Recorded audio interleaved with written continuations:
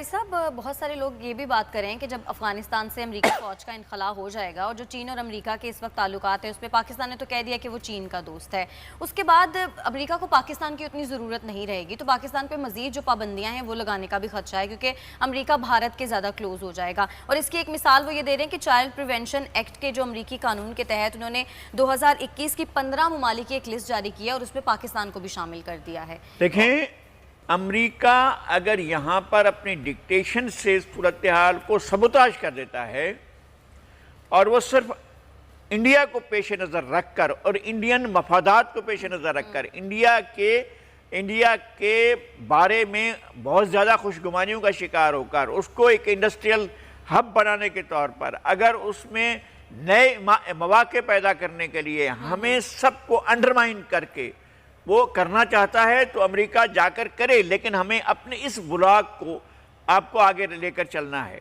अगर आप इस ब्लॉक को नहीं चलते हैं और ये सोचते हैं कि जी हमारे तो बच्चे वहाँ हैं, हमारी बीवियाँ वहाँ हैं, हमारा ख़ानदान वहाँ है, हमारे लोग वहाँ हैं, हमारे जो है वो मफादात वहाँ है, और वो मफादात कौमी मफादात नहीं, वो इनफरादी मफादात, किसी का कोई जजीरा है, अगर किसी की कोई स्टेट है, अगर किसी ने कोई प्रॉपर्टी खरीद रखी है, अगर किसी ने कोई जायदाद बनाई हुई है और अमेरिका में या दूसरे मगरबी ममालिक में बना रखी है और इस बुनियाद पर यह भी चाहे कि जनाब कुछ सहूलतें देनी चाहिए, तो मेरे ख्याल में ये तबाहकुन होगा। और अमेरिका अड्डे क्यों मांग रहा है? तो अमेरिका तो इसीलिए मांग रहा है ना कि वो जो है यहाँ पर आग और खून का खेल फिर से शुरू हो। अगर हमारी क़यादत हर तरह की ये फैसला करती है कि हम इस खेल में शरीक नहीं होंगे तो कोई क़यामत नहीं टूट पड़ेगी। तो मेरा ख्याल है कि सूरत हाल नॉर्मल रहेगी।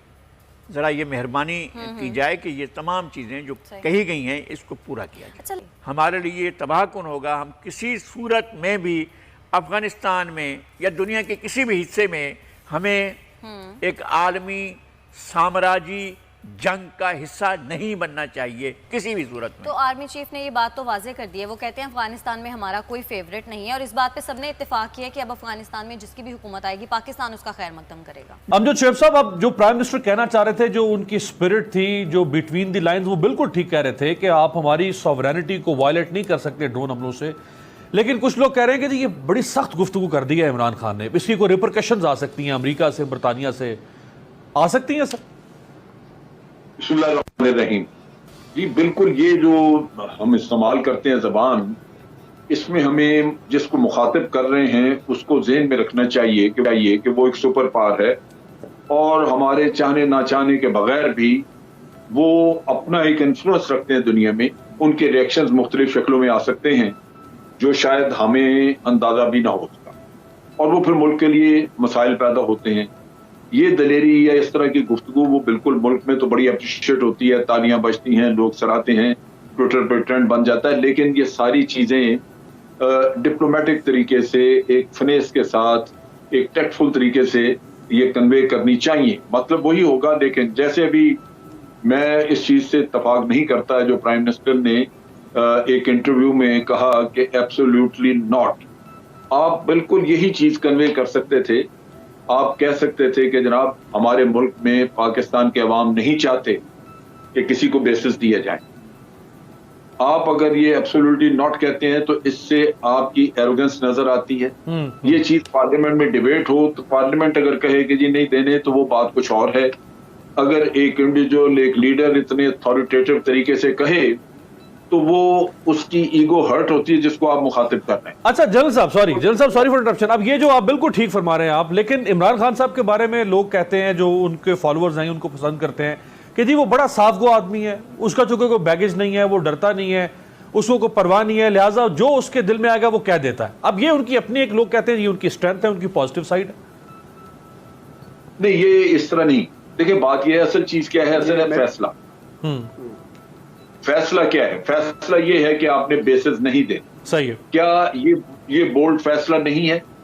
हाँ, सब लीडर ये फैसला नहीं कर सकेंगे इस तरह का, खास तौर पे जिनके असासे बाहर हैं, जायदादें बाहर हैं, वो बेचारे कुछ न कुछ कंप्रोमाइज होते हैं। कुछ नहीं बल्कि बहुत ज्यादा कंप्रोमाइज होते हैं। वो अमूमन बाहर की कुव्वतों को नाराज नहीं करना चाहेंगे। लेकिन मैं ये समझता हूँ कि आज इमरान खान का अपने फैसले से ज्यादा ये हमारा एक नेशनल सेंटिमेंट था। पूरी कौम नहीं चाहती। फिर हमें 70-72 साल का तजर्बा अमेरिका का हुआ और हमने देखा कि हमें वो इस्तेमाल करते हैं और फायदा जो है भारत को पहुंचाते हैं। भारत दहशतगर्दी करे तो उसका नाम नहीं लेते, हमारी तरफ से जरा सा भी कोई वाकया हो या फॉल्स फ्लैग ऑपरेशन हो तो हमारे ऊपर इल्जाम आ जाता है। तो ये तजर्बे ने भी हमें सिखाया कि भाई इनको बेसिस देने ना देने का फर्क नहीं पड़ता, आप बेसिस दे दें तब भी इन्होंने यही कुछ करना है जो भारत के फायदे में होगा, हमारे नुकसान में होगा। तो आप इन चीजों से सबक सीख के आप कहते हैं कि जी हमारे अवाम, हमें अमेरिका का तजर्बा है, हमारे अवाम को तजर्बा है और अवाम नहीं चाहते। मैं एक इलेक्टेड प्राइम मिनिस्टर हूं, मैं कैसे अवाम की ख्वाहिशात के खिलाफ चला जाऊं? सही। तो आप अपनी अथॉरिटी की बजाय अगर अवाम के कंधों पे रखते हैं तो बिल्कुल बात आप वही कन्वे कर रहे हैं। ये आपकी बोल्डनेस होगी कि आपने अमेरिका को वो डिसीजन जो आपका वो बोल्डनेस है कि आपने अमेरिका को बेसिस नहीं देने। आपकी वर्ल्ड इंडेक्स पे 117 से 124 नंबर पर आप पाकिस्तान को ले गए। उसका सबूत यह है कि जिसने कहा था कि मैं खुदकुशी कर लूंगा, आईएमएफ से लोन्स नहीं लूंगा, जितना भीख उसने आईएमएफ से मांगी और जित गंदी खतरनाक कंडीशन पे मारी किसी प्राइम मिनिस्टर ने कभी भी नहीं दी।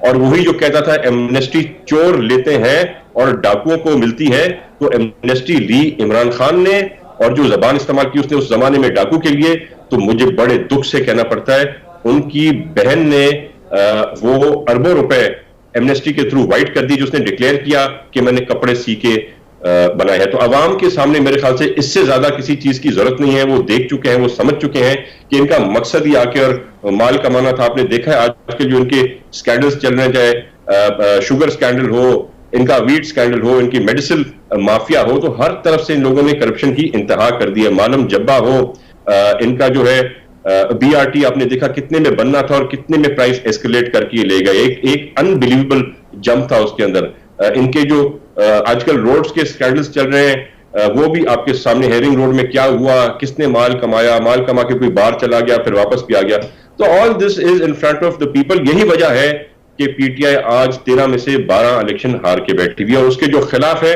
वो 12 इलेक्शन